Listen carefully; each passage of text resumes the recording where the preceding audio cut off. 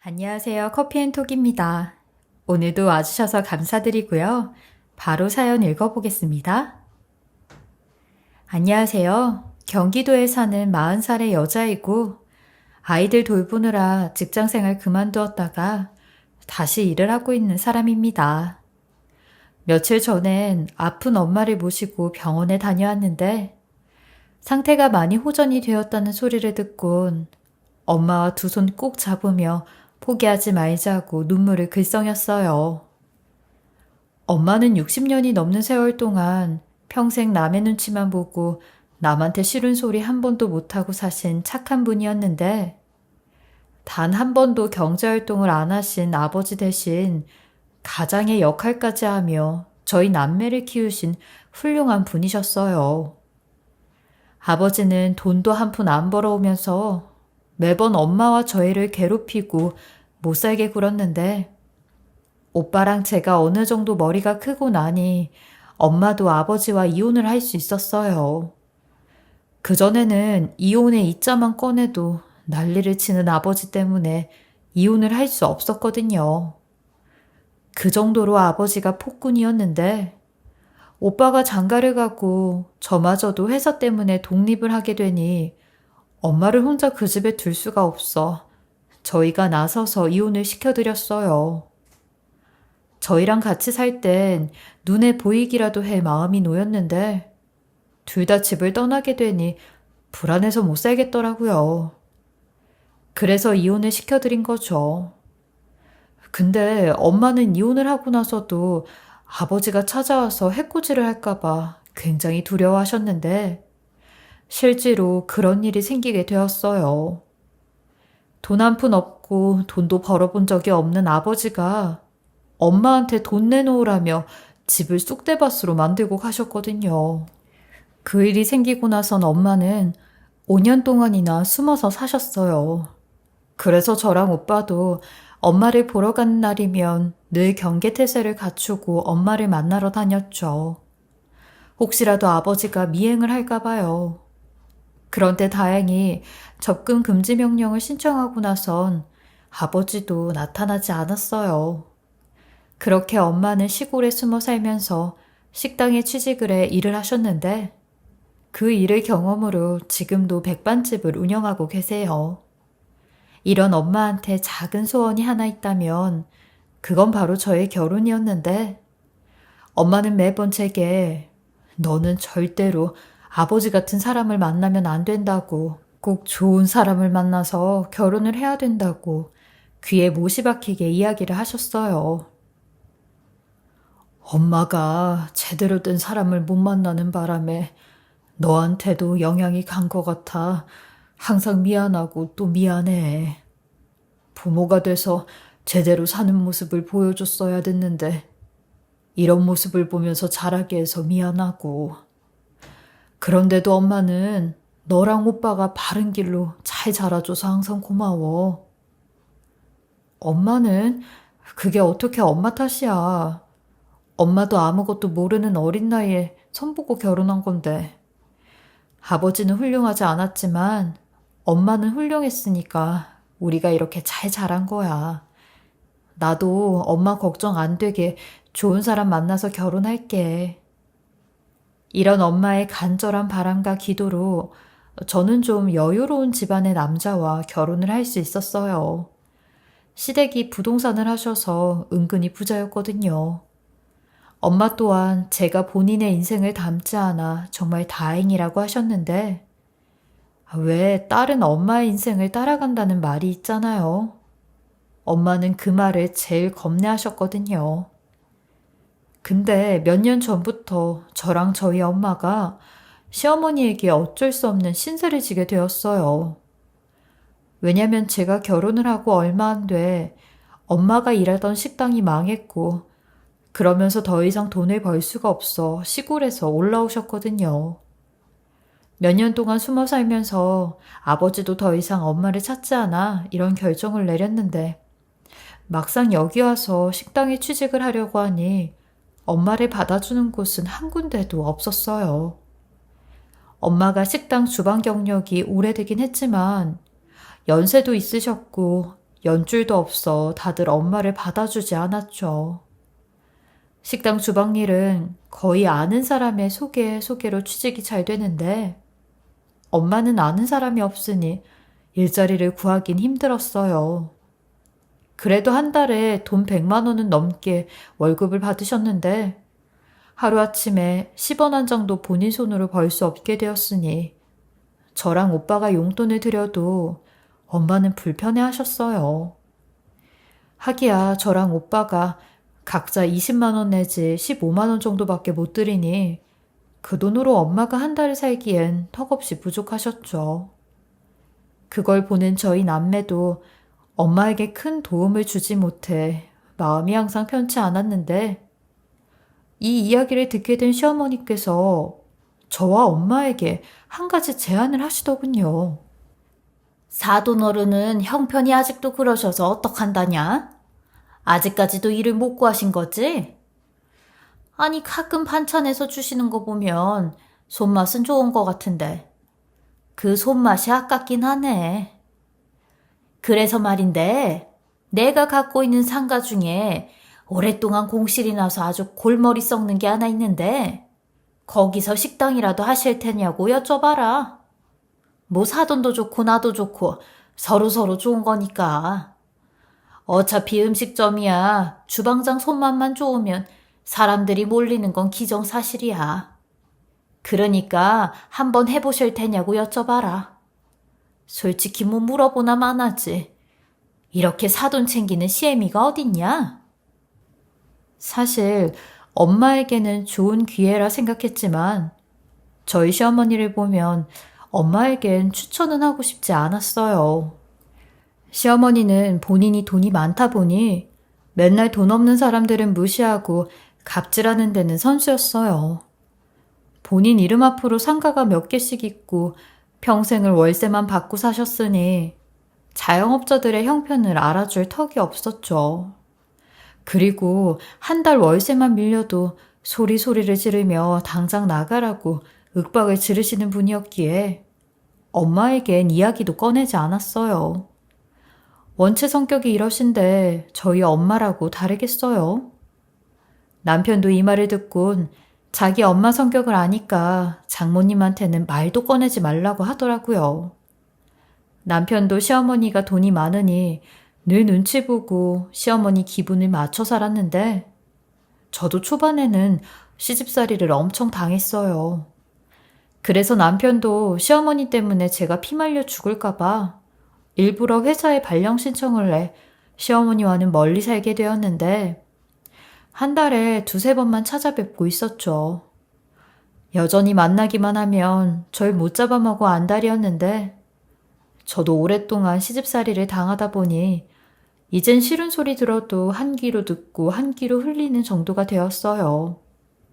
근데 시어머니가 이 얘기를 엄마한테도 똑같이 하셨고 그 다음날 엄마한테 전화가 왔어요.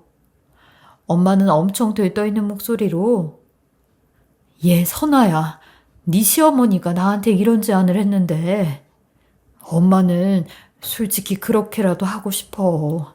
니들한테 용돈 받아서 사는 것도 염치 없고 그걸로 집 월세만 내면 아무것도 안 남아서 매번 김치에 밥만 먹고 산 적도 많아.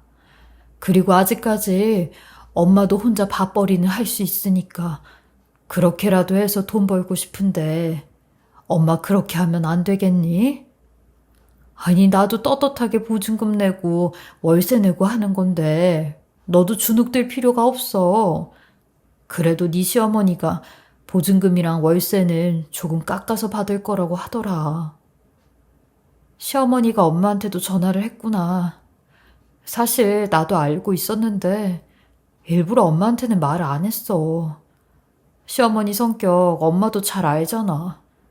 괜히 거기 상가 들어갔다가 음식점이 잘 안 되기라도 하면 무슨 소리를 할까 싶어서 일부러 엄마한테는 말도 안 꺼냈지. 엄마도 그런 거 같더라. 근데 선아야, 엄마 이거라도 해야 살 수 있을 것 같아. 지금도 식당 여기저기 다니면서 일자리 계속 알아보고 있는데 써주는 데가 정말 없어. 그러니까 엄마 그렇게라도 할게. 응? 살려면 뭐라도 못하겠냐는 엄마의 간곡한 부탁에 저도 어쩔 수 없이 승낙을 하였고 결국 엄마는 시어머니의 상가에 들어가 음식점을 하게 되었어요. 근데 또 걱정이 있던 건 그 상가가 시댁이랑 멀지 않은 곳에 있어서 그것도 은근히 걱정이 되더라고요. 시어머니가 엄마 식당에 자주 가서 훈수질과 갑질을 하면 어떡하나 싶었거든요. 하지만 엄마는 이제야 본인도 음식점 사장이 되었다며 이제야 나도 내 가게가 생겼다며 어린아이처럼 좋아하셨어요. 그렇게 은행 대출을 받아 정말 최소한으로 가게 인테리어와 식기들을 구매해 엄마는 백반집을 오픈하게 되었죠. 그러면서 시어머니는 기세가 하늘을 찔렀고 맨날 뭐만 하면 내가 네 엄마를 살렸다는 그 말을 입에 달고 사셨어요. 근데 문제는 엄마가 가게를 오픈하고 얼마 안 돼 시아버지의 병환이 깊어지시면서 시어머니가 제게 시댁으로 들어와서 시아버지를 보살피라고 하셨어요. 내가 네 엄마를 살려줬는데 네가 이 정도는 해야지. 나 같은 시애미가 어딨냐? 사돈 밥벌이까지 책임져주고. 너는 나한테 평생 효도를 해도 모자라. 이미 애비는 그렇게 한다고 했으니까 집 정리되는 대로 들어와라. 이미 남편과는 이야기가 끝났다는 본인 말만 하고 끊어버리시는데 저는 처음 듣는 소리에 남편에게 자초지종을 물었어요. 그러니 남편 말이 저희 엄마 일도 시모가 도와줬고 아버지가 사시면 얼마나 사시겠냐고 들어가서 살다가 아버지 돌아가시면 또 나와 살자고 하더군요. 본인 집에선 본인 어머니가 힘이 제일 센데 그거 비유 좀 못 맞추겠냐고요. 남편 말대로 시어머니는 갑 중에 갑이고 저희는 을 중에 을이었으니 도리 없이 시댁에 들어가 저는 시아버지 병관우와 시어머니 수발을 들어야 했어요. 근데 이런 우울한 상황에도 좋은 일이 있었던 건 바로 엄마의 백반집이 오픈한 지 2달도 안 돼 손님이 엄청 몰려 성황을 이루게 되었죠. 저렴한 가격에 음식도 맛있고 친절하기까지 한 엄마의 서비스에 손님들이 많이 찾아오셨고 아침 식사까지 할 수 있으니 출근하기 전에 엄마 식당에 들려 아침을 먹고 가는 직장인들도 꽤나 많았어요. 처음엔 저희도 원래 오픈빨이라는 게 있으니까 너무 기뻐하지 말고 들떠있지 말자 했는데 감사하게도 엄마 식당은 장사가 잘 되어 일손이 부족해 직원까지 1명 더 쓰게 되었죠. 근데 이런 호사에 가만히 있지 않는 사람이 1명 있었는데 그건 바로 시어머니였어요. 시어머니는 장사가 잘 되는 걸 보자마자 1년도 안 돼 엄마에게 세를 더 받겠다고 하는 겁니다. 이게 다 내 덕이고 내가 사람이 기운이 좋아서 너희 엄마 장사도 잘 되는 거다. 내가 먼저 이런 제안을 안 했음 아직까지도 너희 엄마는 돈도 못 벌고 그러셨을 거 아니냐? 나한테 몇백 번이고 고맙다고 하셔야 돼. 다 나 때문이지. 그리고 내가 세를 올리는 궁극적인 이유가 내가 수시로 가게를 들락날락해서 보는데 아니 벌써부터 주방 쪽에 뭘 고치고 그러셨더라? 그거 원래 그렇게 고치고 그럼 배상 받아야 돼. 근데도 내가 사돈이니까 봐주고 새 조금 올리고 마는 거라고. 사돈이 세상 무서운 줄을 몰라 아주. 어머님, 이런 법이 어딨어요. 장사가 잘 되는 건 저희 엄마가 음식도 잘하고 손님 응대도 잘하니까 장사가 잘 되는 거죠. 어머님께서 해주신 게 뭐가 있으세요. 공짜로 상가 쓰라고 한 것도 아니고요. 그리고 거기 다 죽어가는 상권 엄마가 가게 오픈하면서 다 살려는 거라고 주변 상인들도 그랬대요. 근데 1년도 안 돼서 세를 올린다는 게 말이 안 되죠. 그리고 솔직히 어머님, 저희 엄마가 주방 구조 바꿔서 세 올리는 게 아니라 장사가 잘 되니까 올리시는 거잖아요. 막말로 어머님도 저희 엄마 아니었음 그 상가 계속 공실나는 거잖아요. 그러니까 세는 올리지 마세요. 서로 좋은 건데 뭘 그렇게까지 하세요. 저도 이건 너무하다 싶어 시어머니에게 입바른 소리를 했어요. 그러니 시어머니는 어디다 대고 말대꾸를 하냐며 네 엄마가 그렇게 가르쳤냐고 어딜 을주제에 갑한테 대들고 있냐고 하더군요. 남편 또한 제게 뭐라고 하며 뭐하러 시어머니 심기를 건드렸냐고 쩔쩔매는데 이런 남편놈도 등신 상등신이 따로 없더라고요. 그래도 저는 끝까지 시어머니에게 강경하게 이야기를 했어요. 1년도 안 돼 새 올리는 건 법에도 저촉되는 거라고 권리 주장을 했죠. 그러니 결국 시어머니는 새 올리는 건 포기를 했지만 이 불똥이 엄마한테 튀었어요. 엄마는 제가 걱정할까 말은 안 하셨지만 가게 직원으로부터 듣게 되었는데 시모가 매일같이 엄마 가게에 와서 엄마를 괴롭힌다고 하더라고요.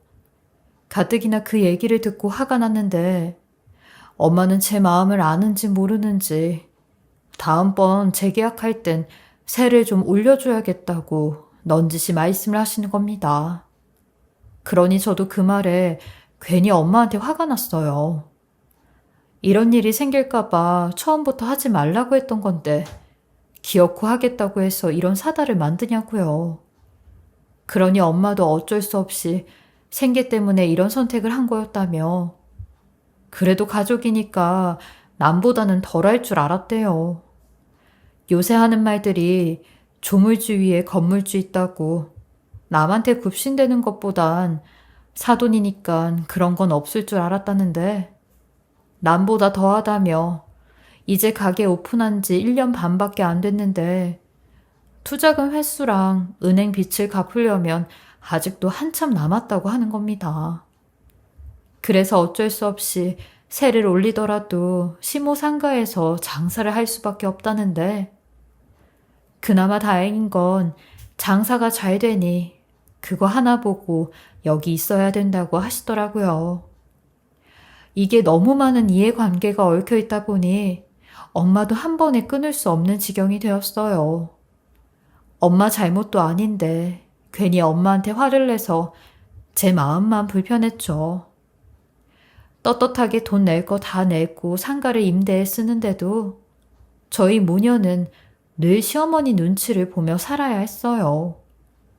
그나마 제가 엄마를 위해 해줄 수 있는 건 시모에게 옳고 그른 걸 따박따박 따지는 일밖에 없었어요. 그런데 왜 항상 저희같이 힘없고 능력 없는 사람에겐 단 한 번의 좋은 일도 오지 않는지 엄마가 식당 운영한 지 4년 만에 뇌출혈로 쓰러지게 되셨어요. 새벽 일찍 식당에 나가 반찬 준비를 하시다가 쓰러지신 걸 직원분이 발견해 바로 응급실에 가게 되었고 다행히 3시간 안에 병원에 도착해 골든타임은 지켜 목숨은 건질 수 있었다고 하더라고요. 근데 언어와 숫자를 담당하는 부분에 출혈이 생기면서 엄마가 글자와 숫자를 아예 잃어버리게 된 겁니다. 엄마는 본인의 이름도 자식들의 이름도 다 까먹었고 현재가 몇 년도인지 몇 월 며칠인지 숫자 읽는 것도 아예 못하셨어요. 아무것도 못하겠다며 기억이 나질 않는다고 새하얗게 질린 얼굴로 눈물만 뚝뚝 흘리시는데 의사 선생님 말로는 시간이 지나면서 일부는 호전될 수 있고 그렇지 못할 수도 있다고 하시는데 일단 엄마는 출혈량이 적지가 않아서 약물 치료로 1년 정도는 꾸준히 치료를 받아야 된다고 했어요.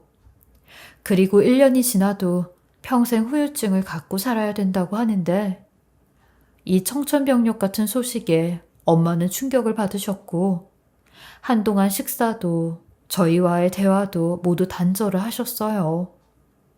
이런 엄마를 보고 있자니 모든 게 다 제 탓인 것만 같아 얼마나 제 가슴을 내리치고 저를 원망했는지 친오빠 얼굴 보기도 미안하더라고요. 이런 상황에서 저는 더 이상 시아버지를 돌볼 수 없었고 엄마를 먼저 돌봐야 했어요. 그래서 남편한테도 당분간은 엄마네 집에 가서 병원 모시고 다니며 엄마를 챙겨야 될 것 같다고 이야기를 했죠. 그러니 남편도 당연히 그렇게 하라며 엄마한테 가라고 했는데 시어머니는 그런 제가 마음에 안 드니 궁시렁궁시렁 대시며 그럼 시아버지 수발은 누가 드냐고 하더군요. 저는 그래도 모른 척하고 짐을 싸서 나왔고 시어머니는 그런 채 뒤통수에 대고 이 시간 이후로 집 나가면 2번 다시 못 들어올 줄 알라고 노발대발 난리를 치셨어요. 정말 남보다도 못한 소리를 해대시는데 만약에 본인이 이런 상황에 처해도 그렇게 말을 할지가 의문이었네요. 그때는 저도 제 엄마가 우선이었기에 무서울 것도 없이 집을 나와 엄마한테 갔어요. 엄마도 제가 오니 그제서야 마음이 좀 진정이 되셨는지 모래알을 씹는 것 같아 안 먹겠다던 밥도 조금씩 드시기 시작하였고 불면증으로 잠도 제대로 못 주무셨는데 잠도 주무시기 시작하셨죠. 사실은 저도 무섭고 두려웠지만 엄마 앞에서 이런 모습을 내비치면 엄마가 더 불안해할까봐 최대한 밝은 모습으로 엄마를 안심시켜드렸고 같이 병원 다니면서 치료도 꾸준히 받으셨어요. 그리고 서점에 가서 한글 문제집과 숫자 문제집을 사와 공부도 하셨는데 어느 정도 이렇게 노력을 하시다 보니 가게에도 나가고 싶어 하셨어요. 아픈 와중에도 늘 식단 걱정을 하셨거든요. 같이 일하셨던 직원분께서 엄마 대신 식당 운영은 하시긴 했는데 그분도 혼자 하려니까 감당하기 벅차셨는지 보름 정도 일하시고 못하겠다고 하셨어요. 그래서 하는 수 없이 가게 문 앞에 사정 이야기를 하고 문을 닫았는데 엄마는 그게 마음에 걸리셨나 봐요. 그래서 제가 엄마를 도와 다시 가게 문을 열었는데 솔직히 엄마가 음식을 만드실 수 있을까 걱정은 됐어요. 그런데도 엄마가 하고 싶어 하니 제가 더 도울 생각으로 가게 문을 열었는데 너무 신기했던 게 글씨와 숫자는 기억을 하지 못하셔도 음식 레시피는 잊지 않으셨는지 뚝딱뚝딱 음식을 만들어내셨어요. 엄마 말로는 머리가 기억하는 게 아니라 몸이 기억하는 것 같다며 한평생을 음식만 만들다 보니 이게 가능한 것 같다고 그래도 이건 잊지 않았다며 엄청 좋아하셨어요. 나도 뭔가 할 수 있는 게 있다고 아주 바보는 안 됐다고 하시는데 그 말을 듣는데 또 한 번 울컥했어요. 엄마가 만들어주신 제육볶음을 먹는데 그 맛은 진짜 변함이 없더라고요. 그렇게 엄마는 주방에서 요리를 하셨고 저는 엄마 대신 계산이랑 식재료 주문 같은 걸 맡아서 했어요.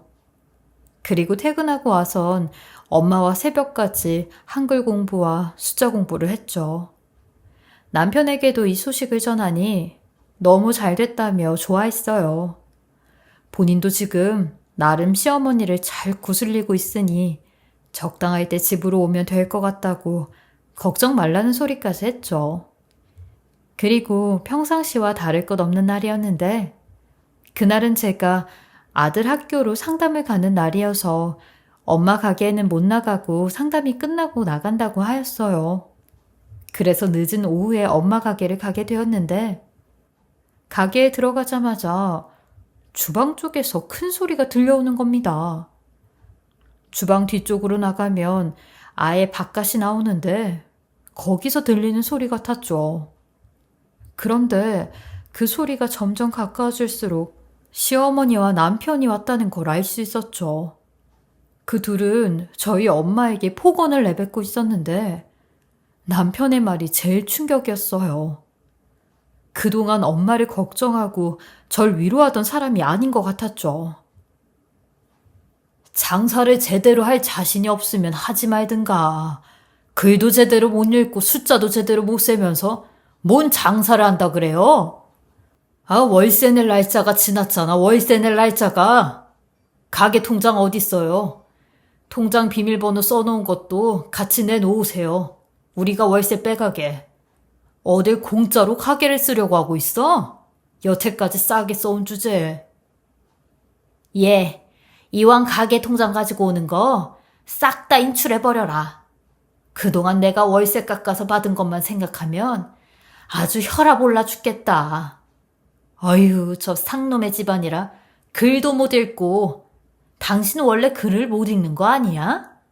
그깟 뇌출혈 있다고 글을 못 읽는 게 말이 안 되지. 어디서 엄살을 부리면서 가게세 안 내려고 머리를 쓰고 있어? 하여간 못 배워먹은 무식한 쌍놈들이 더 얌체짓을 한다니까. 내 말이 어디서 잔머리를 굴리고 있냐고. 당신 딸내미도 이러던데 그 엄마의 그 딸이라고 둘 다 하는 짓이 똑같네 똑같아. 얼른 통장 안 내놔요?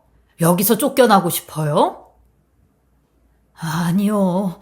저는 여기서 장사 계속해야 돼요. 통장 줄게요. 엄마는 그렇게 무방비 상태로 그 둘에게 통장을 주었고 그 둘은 통장을 받아들고 주방 쪽으로 나오는데 저는 급하게 카운터 쪽으로 몸을 숨겨 그 둘의 이야기를 듣게 되었어요. 예, 근데 이렇게 해도 네 장모 진짜 기억 못하는 거 맞지? 확실하지? 뇌출혈 그게 기억상실증도 같이 온 모양이다. 확실하다니까. 저번에도 내가 이랬는데 기억을 못해. 내가 사위인지도 아예 몰라. 자기 자식들만 알아보더라고. 장모는 지금 우리가 여기 상가 주인인 줄 아는 거야. 아, 그래? 그럼 좀 더 뺏어와야겠다. 그동안 못 받은 월세 저 여자 기억 돌아오기 전까지 싹 다 뺏어와야지. 그 말을 듣자마자 저는 그 둘을 향해 소리를 쳤어요. 그러니 제가 숨어있는 줄 몰랐던 남편놈과 시모는 소스라치게 놀라며 언제부터 와 있었냐고 하는데 저는 그런 남편놈에게 다가가 머리채를 붙잡고 놓질 않았어요. 네가 그럴 꼬도 사람이냐고. 아픈 장모 상대로 이딴 짓을 하고 있냐고. 가만히 안 둘 거라고 옷 윗부분을 잡고 늘어지며 난리를 치니 시모가 뒤에서 저를 잡아 끌며 내 아들한테 왜 이러냐고 하더군요. 저는 그런 시모도 내팽개치며 가만히 안 둘 거라고 씩씩대니 남편놈이 저를 밖으로 데리고 나와 말도 안 되는 변명을 하기 시작하는데 월세를 못 받은 지 엄마를 대신해 일부러 세게 이야기를 한 거라며 엄마 편 들어주느라 맞장구를 쳐준 거밖에 없다고 하는데 저는 개소리하지 말라고 했어요. 아무리 맞장구를 쳐도 쳐줄 게 있고 쳐주지 말아야 할 게 있는 거 아니냐고 변명하지 말라고 했죠. 시어머니가 그런 말을 해도 당신이 되려 나서서 하지 말았어야 되는 거 아니냐고 하니 시어머니도 저희를 따라 나와선 내 아들이 그런 소리도 못하냐고, 네가 뭔데 내 아들한테 훈수질을 하고 있는 거냐고 되려 절 잡아 끌며 이리저리 내팽개치려고 하는데 그때 저희 엄마가 가게에서 나와 저를 보더니 벌벌 떠는 손으로 명함을 한 장 내미는 겁니다. 그리곤 선아야, 내가 여기 써있는 숫자 똑같이 쳐서 전화했다. 이거 명함 준 사람이 나쁜 일 생기면 무조건 자기한테 전화하라고 했어. 곧 올 거라고 하니까 저 나쁜 놈들 잡고 있어. 엄마가 건네준 명함을 보는데 그 명함은 일반 명함이 아닌 형사의 명함이었고 정말 얼마 안 돼 가게로 어떤 남자가 한 명 들어오는데 저는 그 사람의 얼굴을 보곤 깜짝 놀라 저도 모르게 어머머 소리를 냈어요. 그 사람은 다름 아닌 저 중학생 때 저희 집에서 하숙을 했던 대학생 오빠였거든요. 근데 저희 엄마가 이 오빠를 거의 친아들처럼 보살펴주면서 아버지 몰래 하숙비도 안 받고 챙겨주었는데 이 오빠도 그걸 알곤 언젠간 이 은혜를 꼭 갚겠다고 했었거든요. 그런데 이렇게 만나게 되다니 저는 너무 놀랍고 반가워 그 오빠에게 어떻게 엄마랑 연락이 닿았냐고 했어요. 그러니 엄마 가게 근처에 있는 경찰서에서 근무를 하고 있다고 하는 겁니다. 그래서 우연히 밥을 먹으러 왔다가 엄마를 알게 되었다는데 엄마는 지금 그 오빠를 기억하지 못하지만 그 명함은 가지고 있었나 봐요. 근데 갑자기 시어머니가 그 오빠를 보더니 저보다 더 놀래하며 오금을 저리기 시작하는 겁니다. 그러면서 고개를 숙이고 저희 남편의 옆구리를 쿡쿡 찌르며 그냥 통장 주고 가자고 하는데 형사가 된 그 오빠가 무슨 일이냐고 저희 엄마가 살려달라고 연락을 했다는 겁니다. 그러더니 도망가려고 하는 시어머니를 붙잡아 얼굴을 들어보시라고 하더군요. 근데 시어머니가 완강히 얼굴을 가리고 있는 겁니다. 누가 봐도 이상한 시어머니의 태도에 제가 그 오빠 대신 시어머니 얼굴을 들췄어요. 그러니 시어머니랑 눈이 마주친 그 오빠가 저희 시모 이름을 부르며 아직까지 이러고 사는 거냐고 소리를 지르는 겁니다. 그러면서 옥살이 하고 나오면 정신 차리겠다고 한 사람이 아직까지도 이렇게 사람 괴롭히고 못 살게 구는 거냐며 내가 분명히 어디선가 다 지켜보고 있으니 반성하면서 제대로 살라고 하지 않았냐며 시모의 과거 행각에 대해 이야기를 하기 시작하는데 시모가 벌벌 떨며 잘못했다고 빌기 시작하는 겁니다. 남편 역시 이게 다 무슨 소리인가 싶은 표정이었죠. 형사님, 제가요, 잠시 미쳤었나 봐요. 제가 우리 사돈한테 잘못했다고 싹싹 빌 테니까 한 번만 좀 눈 감아주시면 안 될까요? 제발요. 제발 한 번만요. 그러더니 엄마 앞에 무릎을 꿇고 엄마 다리를 붙잡으며 사돈어른, 제가 죽을 죄를 지었습니다. 제가 천하의 쓰레기 짓을 했습니다. 그러니까 제발 용서해 주세요. 네? 2번 다시 사돈 앞에 안 나타날게요. 그러자 그 오빠가 시어머니에게 한 번만 더 이런 일이 있으면 그땐 정말 가만히 있지 않겠다고 하는데 시어머니와 남편놈은 그 말에 줄행랑을 쳤고 저는 그 오빠랑 가게에 들어가 그동안 있었던 일에 대해 쭉 이야기를 했어요. 그리고 시어머니의 일에 대해서도 듣게 되었는데 그 오빠가 시어머니를 기억하고 있던 것도 자기가 처음 형사가 되자마자 맡은 사건이 시어머니 사건이라 기억을 하고 있었대요. 어쩜 이런 우연이 있는지 대한민국에서 3명만 거치면 서로 다 아는 사람이라고 이렇게 만나게 될 줄은 꿈에도 몰랐어요. 근데 시어머니한테 엄청난 과거가 있더라고요. 시어머니는 과거에 불륜남과 함께 사람들한테 사기를 쳤는데 그렇게 사기쳐서 번 돈이 어마어마했대요. 그리고 그 돈으로 불륜남의 아내까지 위협해 그 2건으로 기소가 되었다는데 글쎄 징역형까지 살았대요. 그 연도를 따져보니 남편 어렸을 때더라고요. 아마 시모의 과거 일은 남편도 모르고 있을 거라고 하는데 이 오빠가 제 사정 이야기를 듣곤 자기가 시어머니와 남편에게 복수할 방법을 알려주겠다고 하는 겁니다. 저는 어차피 이제 남편과의 관계는 끝이 났다고 생각을 했고 이혼까지 생각을 해야겠다고 했거든요. 그래서 더 복수를 해야 될 것 같다고 하니 그 오빠 말이 저희 시모를 국세청에 신고하라고 하는 겁니다. 제3자 입장에서 세금 포탈이 의심되는 당사자가 있다면 국세청의 세금 포탈에 대한 세무조사를 요구하는 민원을 제기할 수 있으니 그곳에 민원을 제기하라고요. 그리고 수사기관에 고발장을 제출해 세금 포탈 여부에 대한 수사도 요구할 수 있다고 하는데 그걸 둘 다 하라고 했어요. 이 오빠 말로는 분명히 시모 힘으로 그렇게 많은 상가들을 갖고 있을 수가 없다며 뒷꼼수가 있을 거라고 했거든요. 하기야 이 오빠 말대로 시모에 이런 구린 과거가 있으니 충분히 그럴 법도 하겠다 생각을 했고 이 오빠가 시키는 대로 국세청에 민원을 제기하고 고발장을 제출했어요. 그리고 동시에 남편놈에겐 이혼소장을 보냈는데 남편놈은 제가 시모 엿먹이려고 하는 건 모르고 본인이 시모랑 연 끊고 살 테니 제발 이혼만은 다시 생각해달라고 사정을 하더라고요. 그래서 내 엄마한테 그딴 짓 하고 통장까지 탈취해간 놈이 무슨 낯짝으로 이혼만은 다시 생각해달라고 하냐고. 네가 진짜 양심이라는 게 있는 놈이냐고. 너도 네 엄마 닮아 그따위로 사는 거냐고. 위자료나 준비해두라고 했네요. 그렇게 저는 이혼소송과 동시에 시어머니가 세무조사 받는 걸 다 지켜보았는데 시어머니는 완전히 마른 하늘에 날벼락을 맞게 된 꼴이었어요. 물론 자기가 떳떳하면 무서울 게 전혀 없을 텐데 역시나 줄줄이 소세지처럼 그동안 해온 탈세와 조작질, 편법이 다 드러나게 되었어요.